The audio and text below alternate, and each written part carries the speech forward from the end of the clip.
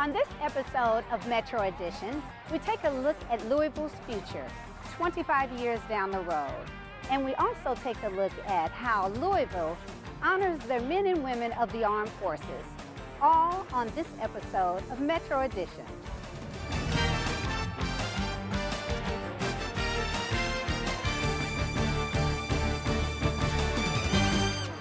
Hello and thanks for watching. I'm Mackey, your host for Metro Edition. Like most cities, the makeup of Louisville is changing, and what residents expect in one of their cities is changing as well. So Louisville has decided to spend $1 million, mostly privately funded, over the next 1 to 2 years to get an idea of the directions residents want Louisville to head in. What's going to be the makeup of our city in 25 years? We're going to be at least 150,000 more people than we are right now, probably several hundred thousand. The demographics of our country in Louisville are changing as well. I want to understand the context of those answers 25 years from now so we can start planning for that today. But how will we accommodate the aging population while creating jobs and a culture to keep younger folks involved? You start from a base of where you are today and what your values are and what qualities and characteristics you have, and how do you project those into the future. A group of trained professionals led by the Space Group is spearheading the effort called Vision Louisville to formulate a cohesive identity and direction for the city. Just like a company that takes care of its day-to-day business, you also have got to think ahead to the future and say, what are our future products going to be like? What are our future services going to be like? So in the context of a city, it's planning in the built environment that leads to quality of place. So the 25-year vision process is going to help us understand that big picture and how we get there step by step. Cities are bigger, they're very complex. How do you organize for bigger projects? If you want to radically change all the kinds of infrastructure of industrial era, if you want to create a multimodal transportation system, that requires a bigger effort, broader consensus. And frankly, nowadays it demands partnership on many levels. The vision process will likely take a year or more, involving many opportunities for community involvement and input. It is a process. This is really phase one. Recently, the first public meeting was held to give a general overview of the project and listen to concerns and ideas from community members. The attitude is, well, we've always done it that way. Everyone who was there felt that they had some real value that they wanted to contribute to that discussion. So we were just sitting taking notes for an hour and a half or so, and a lot of people that want to get involved in the initiative. So I think that was the initial reaction, just this is great, there's a lot of work you guys have to do and you need to talk to so-and-so. Other cities like Portland, Austin, and New York City all have vision statements to keep everyone on the same page about what's important to residents and to help guide the city's future. In many ways not dissimilar from Louisville in terms of their character, in terms of potential and the kind of cultural aspects of the city. So any new ideas, whether they're far-fetched or simply borrowed from another community, are all welcome. We've got a group of folks that are leading this at the conceptual level that have a broad international perspective, and then we also have part of the team that's designed to pull out all of the ideas that we have in Louisville from the street level to the board level as well. So any great plan like this is going to be a convergence of all kinds of ideas, and then we'll take a look at this big soup of ideas and pull those out that are best suited to make us a greater city. Right now, the process is in its very early stages. In many ways, the Vision Group is looking to capture the essence of Louisville, the representation of who we are and what we're about now, to better understand what we'd like to focus on for the future. We'll be really digging in much deeper in terms of what initiatives are happening, what expertise maybe needs to be procured, again, looking at best practices and really testing those things, visiting sites. So there's a lot of research in that respect. And so that will be the next phase of the process. There will also be this process of these roadshows, so going to the wider community and presenting ideas, getting feedback, just understanding where people's priorities are. To help them develop that, the Vision Group plans to give presentations to groups throughout the community and get input from as diverse a representation of the city as possible.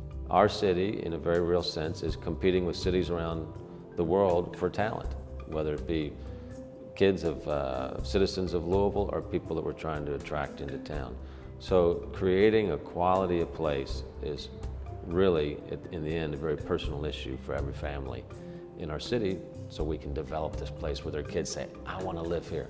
I want to grow a great business here. I want to work for a great company. I want to open a corner store, whatever it might be. So what would you like to see in Louisville in 25 years? If you're interested in learning more or getting involved in Vision Louisville, go to visionlouisville.com. For the second year, Louisville has honored their veterans with a parade and ceremony, offering a simple yet necessary thank you for the men and women that have fought and sacrificed for the armed services. Let's take a look at the festivities for Veterans Day 2012. This is my country, land of my birth. The men and women of the 123rd AOR Wing, Kentucky Air National Guard, operate the C-130 aircraft as demonstrated above. You'll soon see the reenactment of that famous kiss in New York City when a Navy sailor surprised a beautiful nurse in Times Square. Let's welcome Tammy and Kim as they reenact that moment.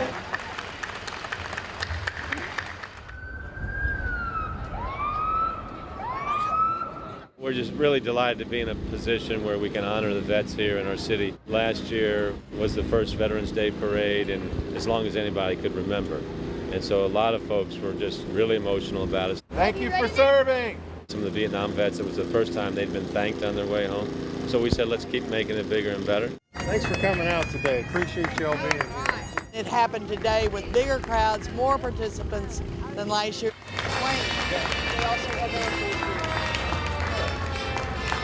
I am thrilled to see the outpouring of people that are pleased to be here and that are coming out in the street and saying thank you to veterans and thank you, and are willing to put money behind something like this. And I guess most importantly are the companies that are now making a special effort to hire veterans. I appreciate the military and everything they've done for us. And I'm here to help celebrate their activities and support them in any way I can. Well, I'm glad to see the great public of Louisville, Kentucky come out and celebrate the Veterans Day. It gives these kids the opportunity to meet veterans, to see the importance of those that serve our country. We need to honor those that gave their life or lost their life defending our Commonwealth and our great nation. I'm one of the original Mumford Pointers, as you see here, and I went to the Marine Corps in 1948, so you know how old I am. I'm 83. And I went to Korea, and I lost all my toes by frostbite in the Korean War. You got to make yourself available for people that they recognize you. For the older period of time, I have been recognized, and I'm very proud of the fact that they took time out to honor us today. I did a total of 26 years total service time. I'm even more proud to take part of it and still be alive to celebrate. And I'm glad the public is more supportive now than they had been in 30 years ago. It's a lot of work. It takes 6 to 8 months to pull it together, but it's truly worth it. And we also remember the gentleman, I have no idea what his name was. He was obviously in his World War II uniform, ramrod straight, holding a flag and crying. And, I thought, okay, this is why we do this. Everybody knows a veteran. It's a family member or a friend. My dad was a veteran of the United States Air Force. He came out as a captain. Ish Burks, who's our director of public safety, retired colonel in the Army. Bob Birch, who walked with me today, was in the Navy. The Mayor Schnitzelberg is over here at 92 years old, entered World War II 3 weeks after Pearl Harbor. So a lot of deep roots on the veterans in our community.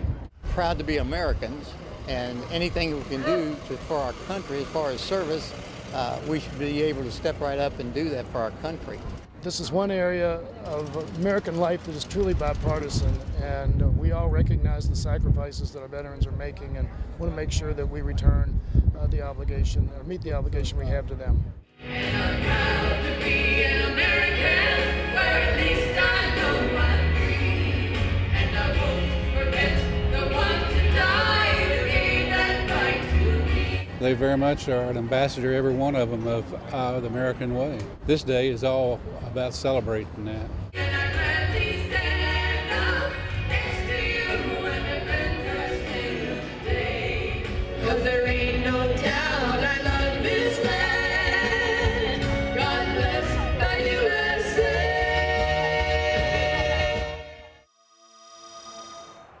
That's all for this episode of Metro Edition.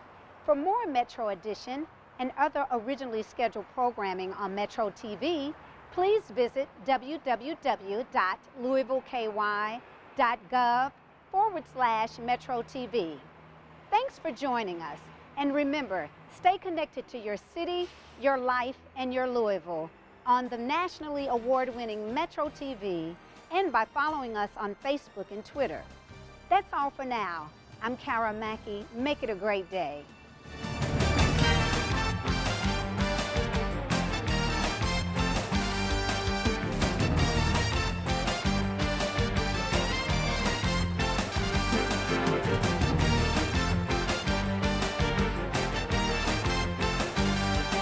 This has been a Metro TV production, a public service of Louisville Metro Government.